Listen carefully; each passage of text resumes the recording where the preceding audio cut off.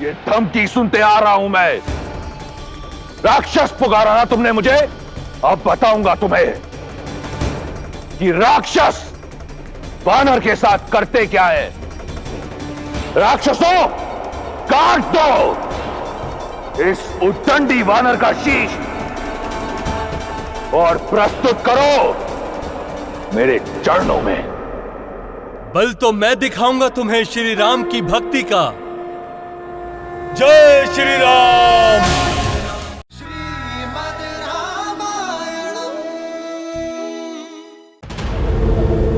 उस वनवासी और उसके मरकट दूत के लिए मेरी लंका में कोई स्थान नहीं है।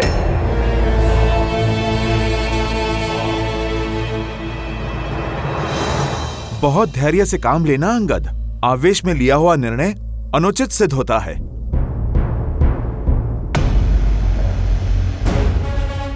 पर मेरे लिए मेरा काम आवश्यक है और मेरी बात ठीक से समझ आए, इसलिए बराबरी का स्थान भी आवश्यक है। इसलिए मैं अपना स्थान स्वयं बनाऊंगा। और प्रभु श्री राम की भक्ति में इतनी शक्ति है कि मेरा आसन तुमसे भी ऊंचा बनेगा।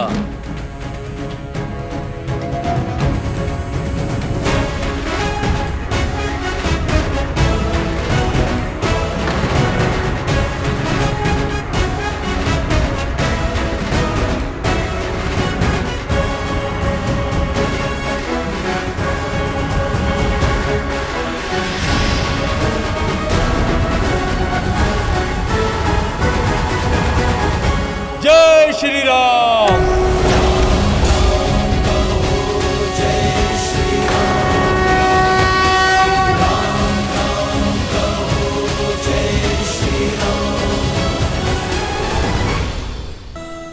अच्छी माया दिखाई तुमने।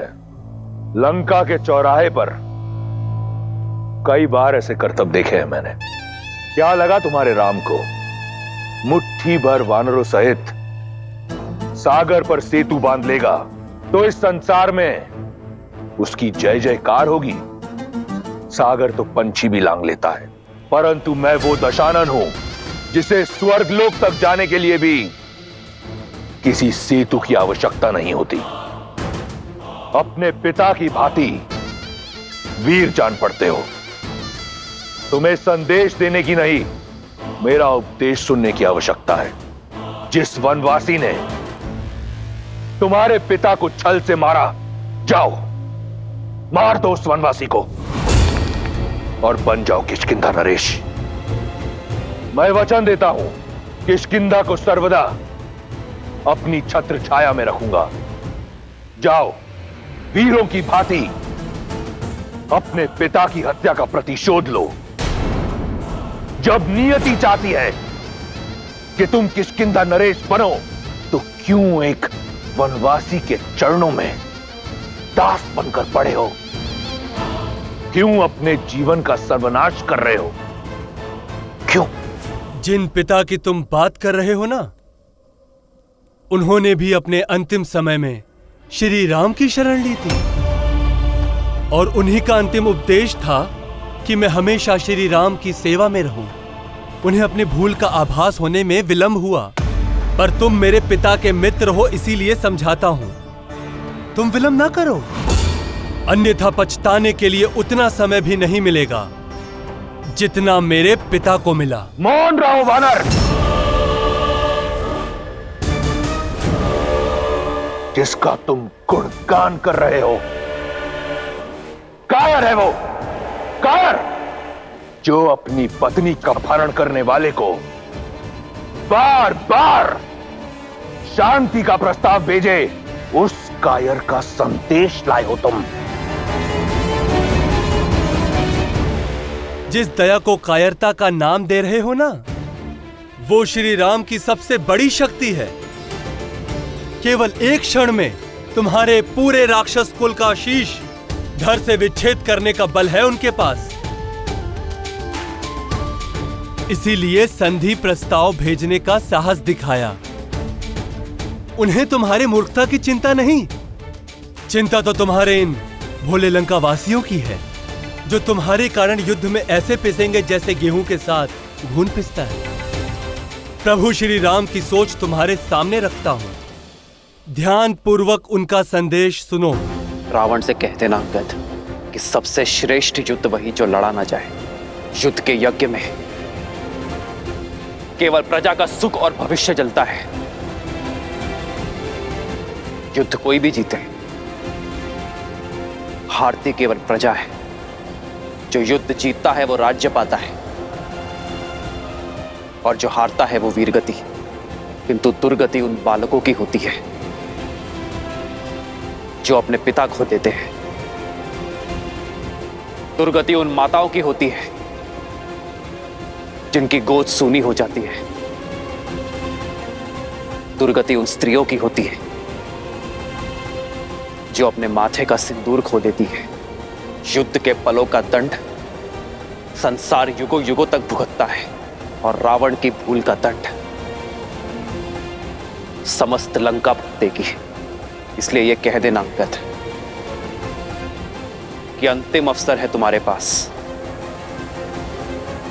सम्मान सहित सीता को लौटा दो, क्षमा मांगकर संधि कर लो, और अधर्म का पथ सदा सदा के लिए छोड़ दो।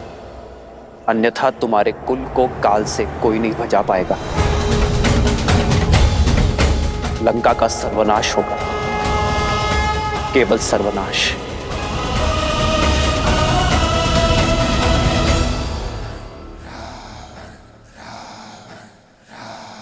तुमने मेरी आंखें खोल दी अंगद। क्या यह सत्य है? यदि मैंने सीता को लौटा दिया तो राम मुझे क्षमा कर मेरा मित्र बन जाएगा?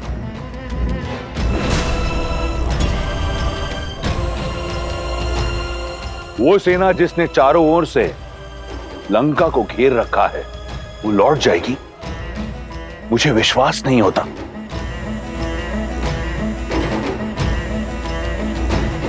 जिनका नाम संपूर्ण संसार जपता है, जिनकी आराधना में तीनों लोक लीन है, उनकी बात पर संदेह करना मूर्खता है। मूर्खता? मूर्खता क्या है मैं बताता हूं। मूर्खता ये सोचना है कि रावण उस राम से क्षमा मांगेगा जिसने मेरी बहन की नाक काटी। मूर्खता ये सोचना है कि रावण उस हनुमान से मित्रता करेगा जिसने मेरे अक्षय कुमार का संहार किया। मूर्खता ये सोचना है कि एक निष्कासित बालक कुछ वानरों की सहायता से उस रावण का संहार करेगा जिसने सहस्त्रों वर्षों में सहस्त्रों वीरों का संहार किया हो। मूर्खता यह है कि 10 लोकों के स्वामी के समक्ष एक वनवासी 3 लोकों के राजा होने का दम भर रहा है।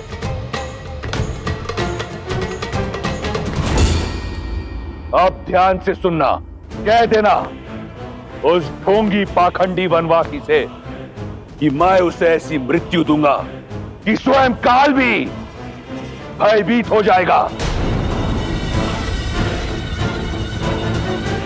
और रही सीता की बात, तो कह देना उस वनवासी से कि भूल जाए अपनी पत्नी को। जिस प्रकार अपने राज्य से निकाला गया, उसी प्रकार सीता के जीवन से निकल जाए, क्योंकि अब सीता के साथ राम का नहीं,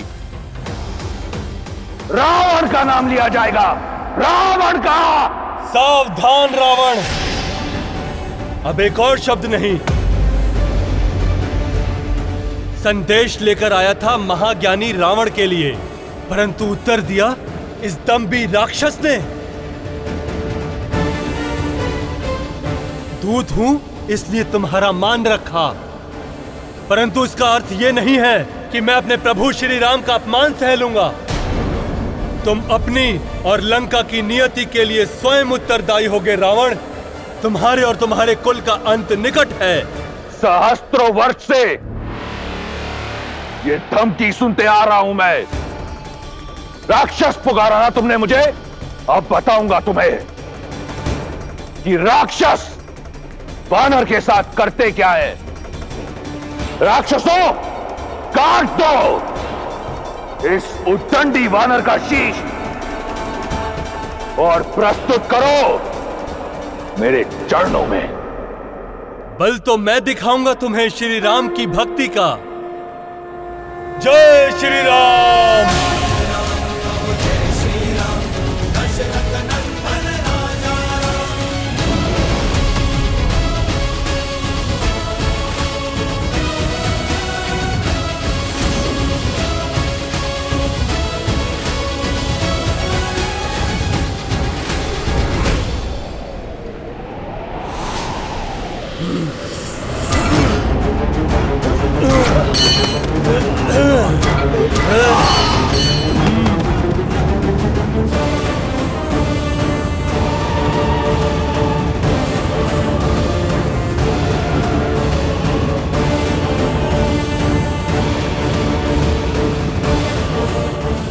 मैं बाली पुत्र अंगद, किष्किंधा का युवराज, प्रभु श्री राम का दूत, यहां खड़े हर एक वीर को ललकारता हूं।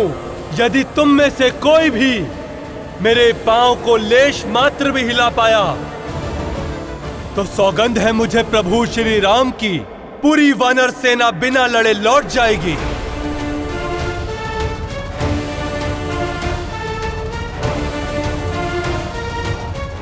माता सीता पर कोई अधिकार नहीं जताएगा और किष्किंधा समेत अयोध्या सदा दशानन की दास रहेगी।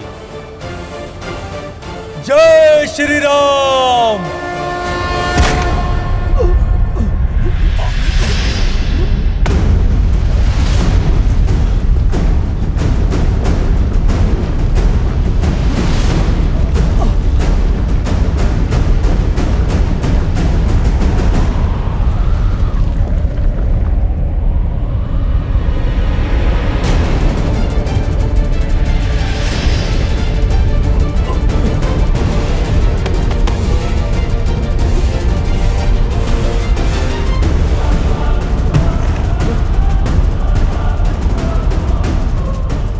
ये कैसा भूचाल है? भूचाल का तो पता नहीं।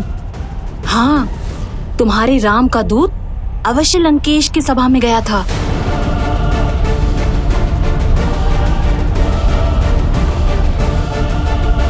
प्रभु, ये कंपन कैसी? लगता है रावण ने अंगद के सामने मर्यादा लांघने की भूल कर दी। अंगद कुशल तो होगा ना? महाराज सुग्रीव, वीर बाली का पुत्र है वो और मेरा शिष्य है, और प्रभु श्री राम का शेष कवच है उस पर। विश्वास रखिए महाराज, अंगद जिनके कार्य के लिए निकले हैं उसकी रक्षा भी वही श्री राम ही करेंगे।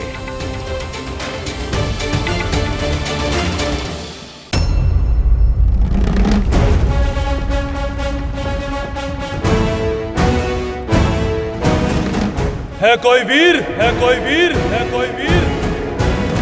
ये तो तुमने सिद्ध कर दिया कि वानरों में बुद्धि कम होती है। आज ये भी सिद्ध हो जाएगा कि तुम में बाली का शौर्य नहीं।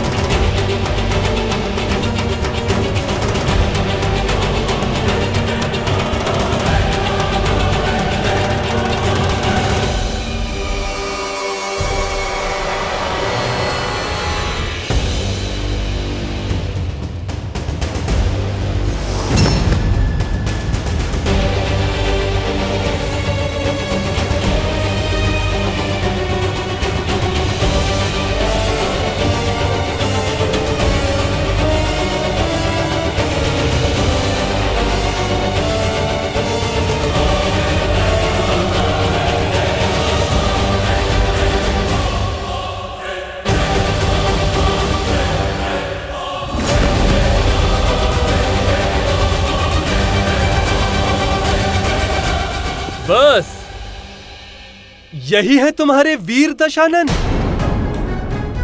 इनके दम पर 10 दिशाओं में डंका बजाने का सोच रहे थे। मौन हो जा मूर्ख वानर। अभी तुम इस योग्य नहीं हो कि इंद्रजीत के समक्ष अपनी उपलब्धियों का बखान करो।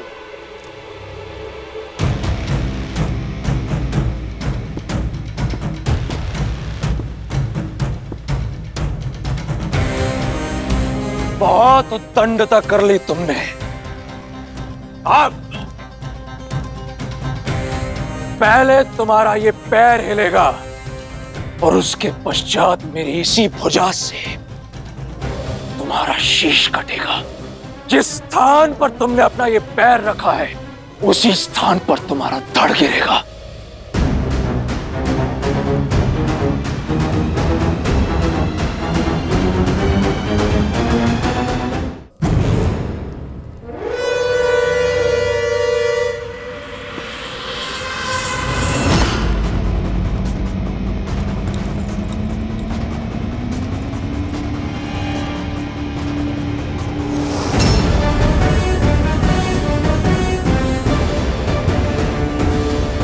इंद्रजीत आदिक बलवाना, हर्षि उठे जहाँ तह भटनाना। झपट ही करी बल विपुल उपाई, पद न डरई बैठहि सिरुनाई। सुनहु सुभट सब कहतस सीसा, पद कही धरनी पछारहु कीसा। भूमि न छाड़त कपि चरत, देखत रिपु मद भाग। कोटि विघ्न ते संत कर, मंजिली नीति न त्याग।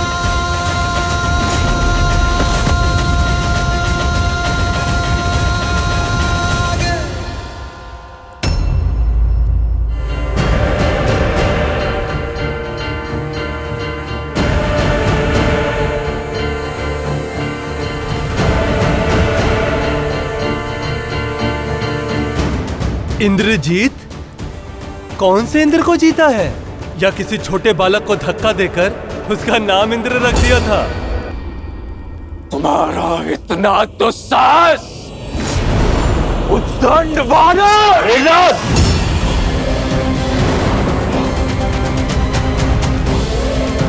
इसका वध होगा, तुम्हारे हाथों से होगा, परंतु इसकी चुनौती का उत्तर देने के बाद।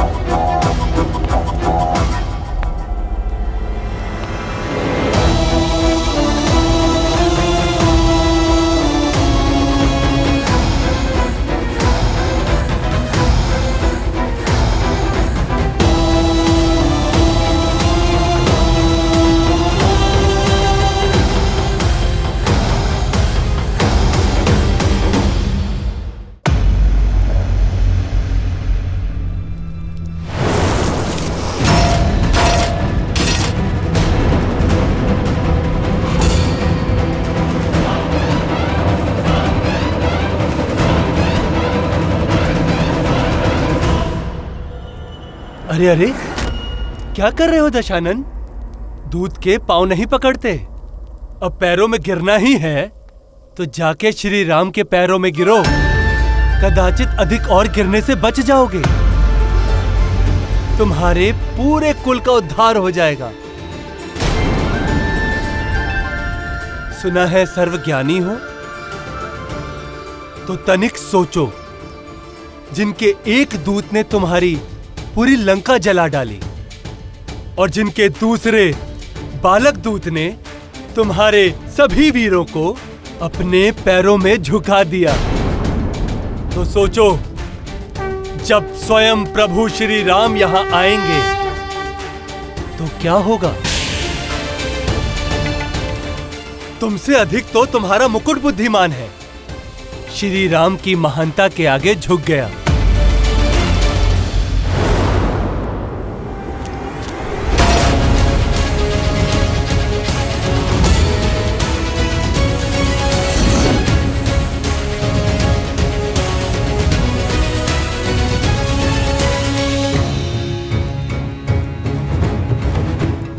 जिसने श्री राम का साथ चुना उसे उनके पास जाने से कोई नहीं रोक सकता।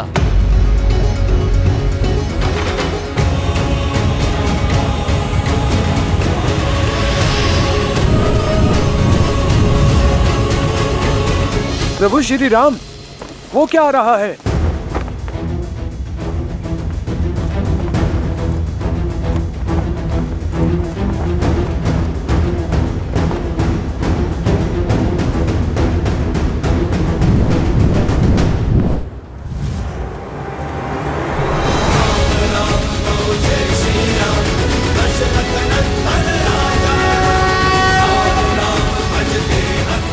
प्रभु, ये रावण का मुकुट है।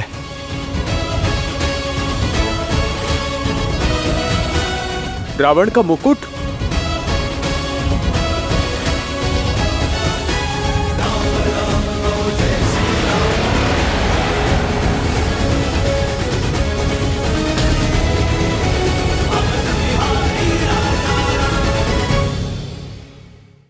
प्रभु, ये रावण का मुकुट है।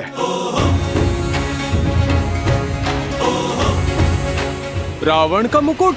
ये यहाँ कैसे आया? महाराज सुग्रीव, ये आया नहीं, भेजा गया है मेरे शिष्य अंगद के द्वारा।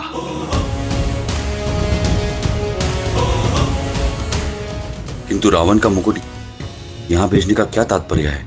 महाराज सुग्रीव, तात्पर्य यह है, इसे अपने उचित स्थान पर पहुंचाना है।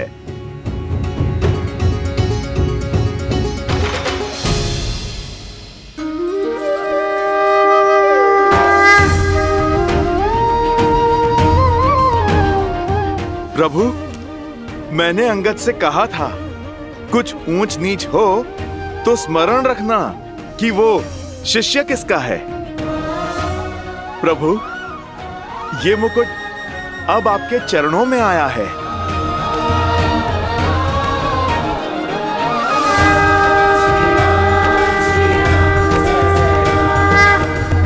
हर मुकुट अपना स्वामी स्वयं चुनता है, और आज इस मुकुट ने भी अपना चुनाव कर लिया। विभीषण ने अधर्म का साथ छोड़कर धर्म का साथ अपनाया है, और आज इस मुकुट ने भी विभीषण का चुनाव कर लिया। ये मुकुट अब आपका है लंकेश। इस मुकुट के धर्म सिद्ध अधिकारी हैं आप, किंतु धर्म छिपकर नहीं किया जाता। इसलिए ये मुकुट लंका पर विजय के पश्चात लंका नरेश विभीषण को सारी जनता के सामने पहनाया जाएगा, ताकि जनता ये स्मरण रखे कि लंका पर अब धर्म का शासन है।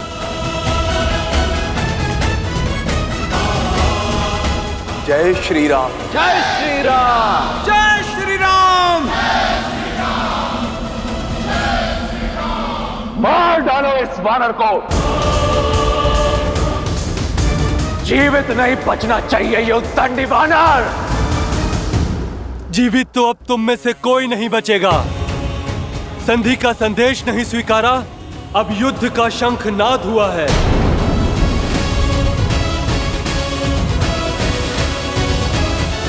कल भोर का उगता सूर्य राक्षस साम्राज्य के अस्त का, दशानन के अंत का संदेश लाएगा।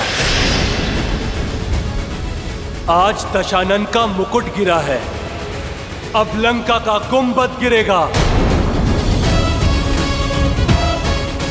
जय श्री राम।